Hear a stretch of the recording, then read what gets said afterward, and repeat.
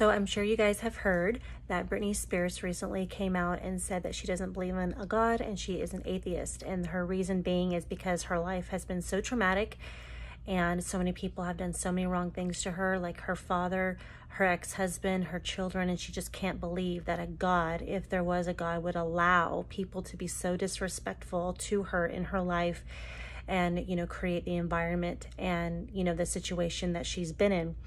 And I wanted to address that, and because I know that other people can feel the same way. They may not, resort to atheism, but there's this humanistic, atheistic, thought that, if there was a God, all of these bad things wouldn't be happening to people or to the earth or to the world, whatever reasons. And they always cite, the way Christians treat them or religion treats them and all these different things.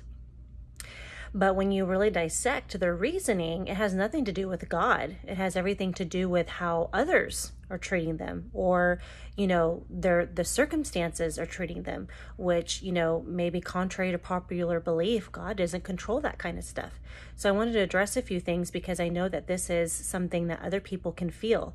Why would God cause all these bad things to happen to me if there was a God? So number one, we have to understand that God is perfect. He lives in heaven. He is from a perfect realm that we can't even begin to comprehend with our minds. We don't really quite understand, how perfect and marvelous and heavenly and just how wonderful this world is, or his world is, heaven is, right? So if he's perfect, the word tells us that there is no darkness in God. God is love and God is light. So there's no darkness in him. He can't even do dark because he is so full of light and so full of love and perfect. So there's no flaw within him. There's no darkness. So, we have to establish just first and foremost that he's perfect and we're not. He's perfect, the earth is not. And, just realize that that realm is something that we can't even fully comprehend. Number two, Paul and Jesus, the Bible states very clearly that Satan is the small g God of this world, not Father God. Satan is the God of this world. And Jesus said that he comes to steal, kill, and destroy. But I've come, he said, to give you life and give you life more abundantly. So right then and there, the lines have been drawn. If good is happening in my life, it's from God. If bad is happening in my life, well, then it must be from Satan. So just those two things alone, we can establish and start to differentiate between, what my life is and where it's coming from, right? Number three, we need to understand that we live in a fallen realm. We need to live in a fallen world. When Adam and Eve, they were perfect, by the way, the world was perfect.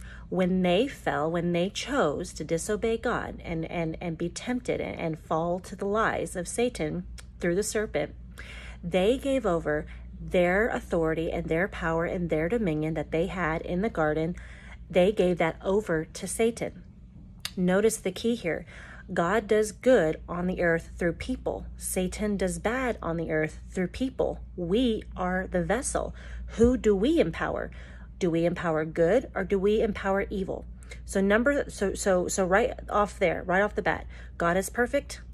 Satan is the God of this world, the small g God in this world. He comes to steal, kill, and destroy. God came that we might have life and life more abundantly.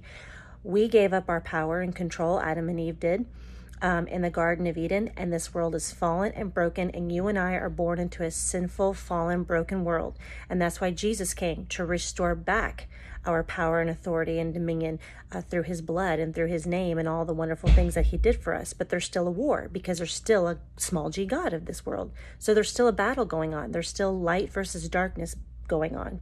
So Brittany, if you have trauma in your life, if you have all these things going on in your life, we need to establish that, one, these things aren't coming from God. Number two, Satan is the God of this world. And by the way, he's the God of your industry that you're in.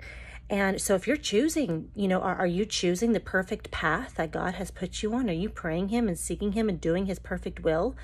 Are you in this satanic realm and not being the light that God had called you to be? Are you even supposed to be there? If you're not in his perfect will, if you're not under his covering, if you're not obeying him, then you allow Satan to come and still kill and destroy in your life. We have more power and responsibility over our lives than we think.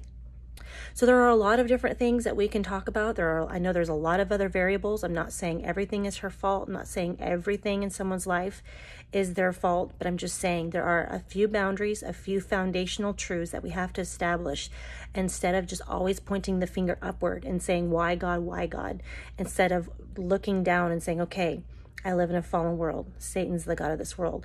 What am I doing? Am I doing everything that I know to do? Am I taking responsibility? Am I taking accountability? And I feel like if we had those truths firmly established, then we can decipher things and discern things a lot differently instead of blaming God and becoming atheist and losing our faith.